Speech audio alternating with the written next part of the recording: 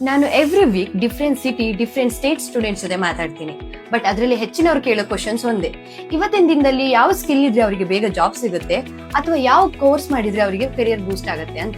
But actually ನಾನು observe ಮಾಡಿರೋದು ಏನಂತ ಅಂದ್ರೆ, ಇವಾಗ ಡೇಟಾ ಅರ್ಥ ಮಾಡ್ಕೊಳ್ಳೋರಿಗೇನೆ ಕಂಪನೀಸ್ ಆಕ್ಚುಲಿ ಜಾಸ್ತಿ ಪ್ರಿಫರೆನ್ಸ್ ಕೊಡ್ತಾ ಇರೋದು.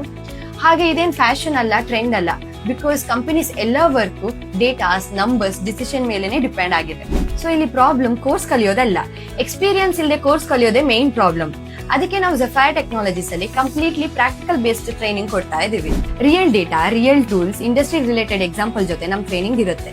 ನೀವು ಬೆಂಗಳೂರಲ್ಲಿ ಇದ್ರು ಅಥವಾ ಮಂಗಳೂರಲ್ಲಿ ಇದ್ರು, ಹಾಗೆ ಇಲ್ಲಿಗೆ ಏನಾದ್ರು ಬರೋ ಪ್ಲಾನ್ ಮಾಡ್ತಾ ಇದ್ರು, ನಮ್ ಗೋಲ್ ಒಂದೇ, ನಿಮ್ನ ಜಾಬ್ ರೆಡಿ ಮಾಡೋದು.